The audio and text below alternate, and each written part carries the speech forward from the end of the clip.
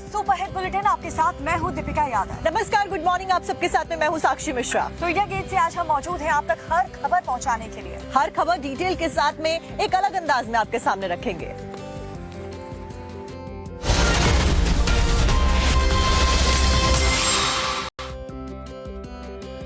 सबसे पहले रुक करते हैं बड़ी खबर का। दिल्ली से ये खबर, जहां पर दिल्ली में शाही ईदगाह पार्क में महारानी लक्ष्मीबाई की मूर्ति लगाने को लेकर विवाद जो शुरू हुआ था वो अभी तक लगातार जारी है। इस सब के बीच में हाईकोर्ट के ऑर्डर के बावजूद फिलहाल मूर्ति लगाने का काम रोक दिया गया है। सवाल ये उठ रहा है कि आखिर वो कौन लोग हैं जो माहौल खराब करने की कोशिश कर रहे हैं और साथ ही कौन वीरांगना की प्रतिमा का विरोध यहाँ पर कर रहा है। आपको दिखाते हैं पूरी खबर इस रिपोर्ट में।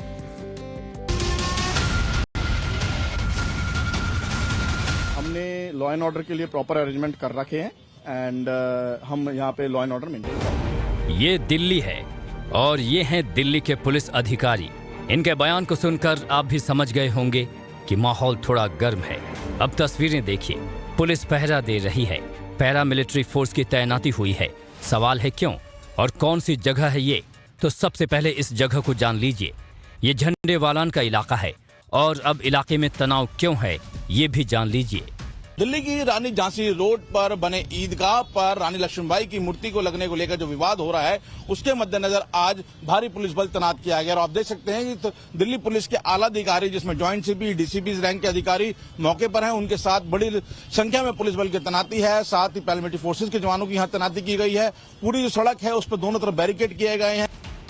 यही मूर्ति है जिसे इस पार्क में लगाना है। जरा सोचिए, रानी लक्ष्मीबाई की मूर्ति लगाने का विरोध हो रहा है। उन्हें भी हिंदू मुसलमान की बहस में लाया जा रहा है। रानी लक्ष्मीबाई की मूर्ति लगाने का मामला हाईकोर्ट में चल रहा है। प्रशासन को मूर्ति के विरोध में सांप्रदायिक तनाव बढ़ने का डर सताने लगा है। यही वजह है कि दिल्ली हाईकोर्ट के आदेश के बावजूद शाही ईदगाह पार्क में मूर्ति लगाने के काम को रोकना पड़ा है। अभी नहीं बताएं, मतलब जब तक अगला आदेश नहीं आएगा तब तक काम रुकेगा। बिल्कुल। तो सर, आप कौन से डिपार्टमेंट से आए? एमसीडी से आए।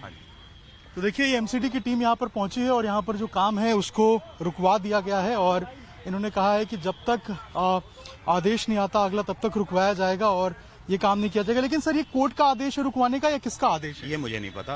अभी मुझे ऊपर से आदेश मिला है अपने अफसरों से कि फिलहाल काम को रुकवाना। जिसका डर था वही हुआ। जिस तरह से मूर्ति लगाने के विरोध की शुरुआत हुई और बुधवार शाम को जिस तरह से व्हाट्सएप मैसेज के जरिए प्रोपागेंडा फैलाया गया, लोगों को धर्म के नाम पर भड़काया गया, उससे तय हो गया कि अभी सब कुछ ठीक नहीं हुआ है। फिलहाल मूर्ति लगने के काम को रोक दिया गया है। क्यों रोका गया है इसकी वजह साफ नहीं है। मामला अभी कोर्ट में है और उस पर अगली सुनवाई 1 अक्टूबर को होगी। अब जब मुद्दा सांप्रदायिक हो और चुनाव करीब हो तो फिर राजनीति होना लाजमी है। इस मुद्दे पर भी बीजेपी और आप दोनों आमने सामने हैं। तो वहीं केंद्रीय मंत्री गिरिराज सिंह ने पोस्ट पर कहा कि चाहे मंदिर की जमीन हो या ईदगाह, अगर लक्ष्मीबाई की मूर्ति नहीं तो क्या भारत में औरंगजेब की मूर्ति स्थापित होगी? आम लोगों का भी यही सवाल है कि जमीन किसी की भी हो, अगर रानी लक्ष्मीबाई की मूर्ति लग जाएगी तो भला क्या तूफान खड़ा हो जाएगा?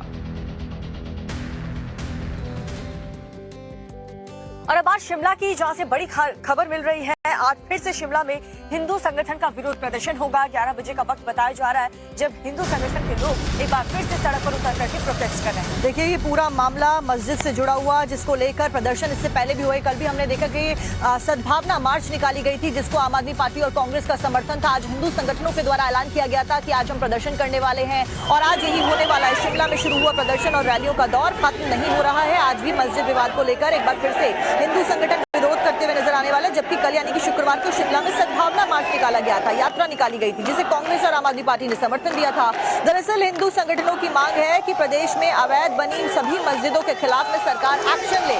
तो फिलहाल इसी को लेकर आज बड़े स्तर पर हिंदू संगठन प्रदर्शन करते हुए नजर आने वाले हैं, जिसको लेकर जो तमाम व्यवस्था है सुरक्षा की वो की हुई है। तो इस वक्त की बड़ी खबर फिलहाल शिमला से हम आपको बता रहे हैं, जहां पर आज फिर से हिंदू संगठनों का विरोध प्रदर्शन होने वाला है। सुबह 11 बजे ऐलान किया गया है कि ये विरोध प्रदर्शन शुरू होगा और लगातार यही मांग की जा रही है कि तमाम जो अवैध निर्माण किए गए हैं मस्जिदों के उन सबको ध्वस्त किया जाए, उन सबके ऊपर कार्रवाई की जाए। सरकार के द्वारा कल सद्भावना मार्च निकाली गई थी और आज वही हिंदू संगठनों के द्वारा बड़े स्तर पर यात्रा निकाली जानी है प्रदर्शन। होगा कि प्रशासन की तरफ से क्या तैयारी इसको लेकर के की जाती, क्योंकि पिछले प्रदर्शन में हमने देखा था कि भीड़ कितनी बेकाबू हो गई थी और आज भी डीसी कार्यालय के बाहर ये प्रोटेस्ट होने वाला है। हिंदू संगठन की तरफ से अवैध मस्जिद को सील करने की मांग लगातार हिंदू संगठन के लोग यहाँ पर करते हुए नजर आ रहे हैं और इसी बात को लेकर के, इसी मांग को लेकर के एक बार फिर से सड़क पर उतरेंगे। देखिए, संजौली मस्जिद का पूरा मामला एक तरफ जहां कोर्ट में लगातार उसके ऊपर सुनवाई चल रही है, कोर्ट में पूरा मामला पहुंच चुका है, वहीं पुलिस भी लगातार कार्रवाई करती हुई नजर आ रही है। मस्जिद के कुछ लोगों का यह भी कहना है कि हम कार्रवाई करके खुद ध्वस्त करेंगे उस अवैध निर्माण को, लेकिन फिलहाल लगातार जो प्रदर्शन का दौर है वो भी जारी है। के बाद एक बार फिर से आप सभी का स्वागत है। शुरुआत करेंगे बड़ी खबर के साथ। ओडिशा के भुवनेश्वर से एक खबर जहां पर चेन स्नैचिंग गैंग एक्टिव हो गया और इतना ज्यादा एक्टिव हो गया, इतना ज्यादा आतंक फैला रहा है कि महिलाओं का घर से बाहर निकलना मुश्किल हो गया है। हालांकि ओडिशा पुलिस ने इन गिरोह के लोगों को गिरफ्तार तो कर लिया है, शातिर चोर थे ये लोग, लेकिन जिस तरीके से इन्होंने चेन स्नैचिंग की वारदात को अंजाम दिया है उसमें लोगों के अंदर डर अभी भी बरकरार है। एक शहर, सुनसान सड़क, कैप में कुख्यात, निशाने पर महिलाएं, कैप वालों से सावधान। दिन का वक्त है, सभी लोग अपने घरों के अंदर हैं। रोड पर कैप लगाए एक लड़का दिखाई दे रहा है। वो पहले इधर उधर देखता है, फिर गुटखा खाता है और पलट जाता है। पहले किसी को फोन करता है। वो कान पर फोन लगाकर बात करने की एक्टिंग करता है। यहां तक आपको सब कुछ सामान्य लग रहा होगा, लेकिन इसी पल उसने जो किया वो हैरान करने वाला था। कैमरे में अचानक एक बुजुर्ग महिला कैद होती है। ये युवक महिला के उसके बराबर आते ही उस पर झपट्टा मार देता है। वो महिला के गले में पहनी चेन पर हाथ डालता है और सेकंड भर में चेन तोड़कर वहां से फरार हो जाता है। इस हमले में बुजुर्ग महिला जमीन पर गिर जाती है। वो जब तक संभलती, अपने आप को उठाकर खड़ा कर पाती, ये शातिर चोर मौके से फरार हो चुका था। अब स्नैचिंग का एक और वीडियो देखिए। सुनसान रास्ता है, यहाँ भी दिन का वक्त है। लाल रंग की साड़ी में एक बुजुर्ग महिला आगे चल रही है। उसके ठीक पीछे कुछ उसी हुलिये में काले कपड़ों में एक लड़का दिखता है। वो अचानक से महिला के गले पर हमला बोलता है, लेकिन महिला थोड़ी सधी रहती है। कुछ सेकंड्स उसे रोकती है, लेकिन इन स्नैचर्स के सामने किसी का बस कहाँ चलता है। आखिरकार वो महिला की चेन खींचकर भाग जाता है। अब तीसरी एक और घटना देखिए। वैसे ही सुनसान गली, दिन का वक्त, दो बाइक सवार कैमरे में आते हुए दिखते हैं, जिनमें से पीछे बैठे युवक का हुलिया ठीक वैसा ही है, कैप लगाए हुए, और वो हरकतों से थोड़ा संदिग्ध भी लग रहा है। कुछ ही सेकंड्स में वहां एक बुजुर्ग महिला पहुंचती है। हेलमेट से खुद की पहचान छुपा रहा बाइक सवार उसके करीब आता है, लेकिन महिला खतरे से अनजान अपने रास्ते पर जा रही है। और जैसे ही वो गली के मोड़ पर पहुंचती है, वो कैप वाला युवक महिला के बेहद पास जाकर पीछे से उसकी चेन खींचकर तेजी से बाइक पर बैठता है और मौके से फरार हो जाता है। देखने में महज ये 3 घटनाएं हैं, लेकिन एक ही शहर यानी ओडिशा के भुवनेश्वर से ऐसी कई तस्वीरें सामने आ रही हैं, जिनसे परेशान आकर ओडिशा पुलिस ने इस चेन स्नैचिंग गैंग पर एक्शन लेते हुए सूरत गैंग के नाम से मशहूर गिरोह के 4 चोरों को पकड़ा। गैंग सूरत से ऑपरेट किया जा रहा था। 8 महंगी सोने की चेन भी बरामद की गई। चोरी की कई बाइक्स और मोबाइल भी बरामद किए गए। इस कुख्यात गिरोह ने पिछले 3 महीनों से भुवनेश्वर और कटक में कई लूट की वारदात को अंजाम दिया। फिलहाल पुलिस पकड़े गए 4 चोरों से पूछताछ कर गिरोह के बाकी चोरों तक पहुंचने की कोशिश कर रही है। देखिए, इस बार यूपी के हरदोई से जहां पर चोरी का एक मामला सामने आया है, जहां पर चोर ने दुकानदार की गैर मौजूदगी का फायदा उठाते हुए बहुत सारी चोरी कर ली। वहां पर दिखाते हैं आपको। उत्तर प्रदेश के हरदोई में शातिर चोरों ने दिन दहाड़े हजारों का चूना लगा दिया। चोर ने दुकान में घुसकर काउंटर के अंदर रखे रुपयों पर हाथ साफ कर दिया, लेकिन उन्हें इस बात की भनक भी नहीं थी कि उनकी चोरी सीसीटीवी में कैद हो रही है। दरअसल चोर ने दुकानदार से कुछ सामान मांगा। दुकानदार सामान लाने अंदर गया। इसी बीच मौका पाकर चोर काउंटर के इस तरफ आ गया और चंद सेकंड में दुकानदार को 11,000 का चूना लगा दिया।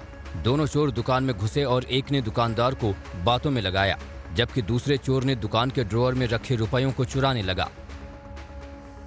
सीसीटीवी के आधार पर पहचान कर पुलिस इन चोरों की गिरफ्तारी की कोशिश कर रही है।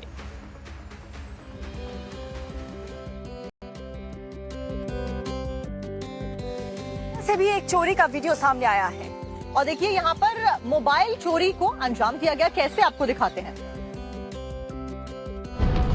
एक नजर में देखकर सब कुछ सामान्य लग रहा है, लेकिन आगे जो हुआ उसके बाद हाथ की ऐसी सफाई देखकर हर कोई दंग रह गया। एक दुकानदार ग्राहकों को सामान दिखा रहा है, कई लोग दुकान में दिख रहे हैं। इसी दौरान एक शातिर चोर ने बड़ी सफाई से मोबाइल पर हाथ साफ कर दिया। वीडियो को जरा गौर से देखिए। दुकानदार एक महिला को सामान दिखाने में व्यस्त है।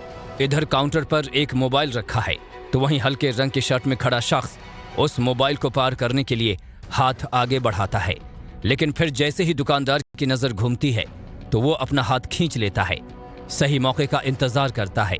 उसके ठीक बाद दुकानदार जैसे ही अंदर की तरफ जाता है तो वो शख्स मोबाइल चोरी कर तेजी से फरार हो जाता है। वीडियो यूपी के आगरा की एक दुकान का है, जहां पलक झपकते ही चोर ने फोन पर हाथ साफ कर दिया। चोर की हाथ की सफाई सीसीटीवी में कैद हो गई। सीसीटीवी फुटेज को आधार बनाकर पुलिस ने जांच शुरू कर दी है।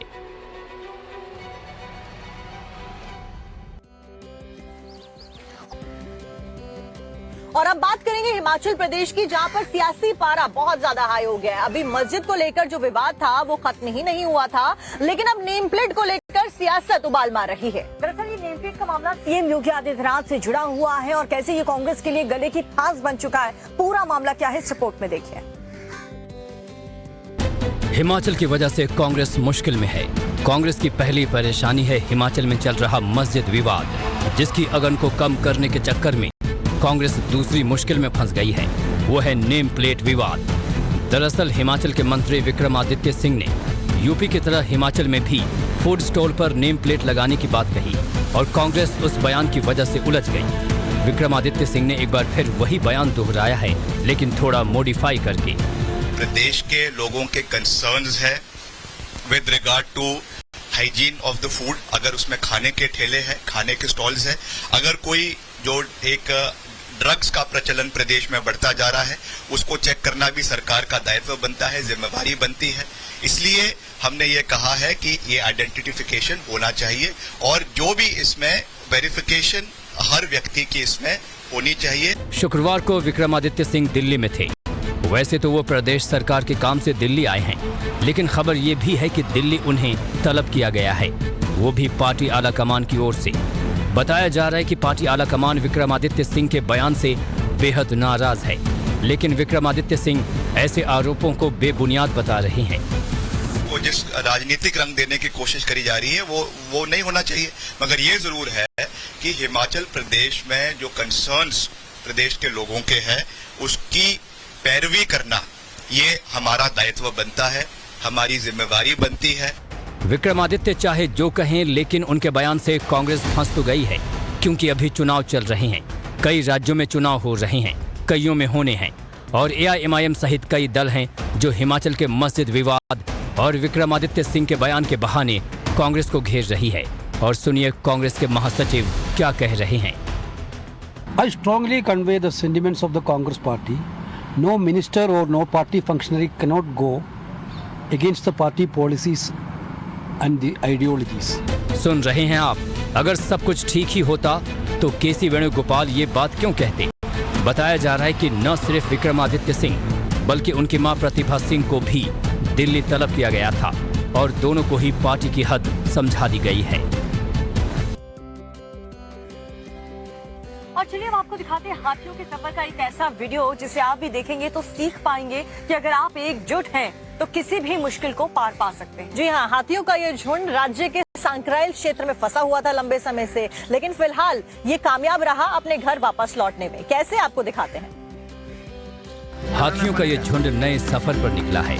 एक साथ कई हाथी दिख रहे हैं, उनमें बेबी एलिफेंट और बड़े हाथी हथनी सभी शामिल हैं। देखिए हाथियों के परिवारों ने पहले खेत को पार किया, फिर सड़क को पार किया,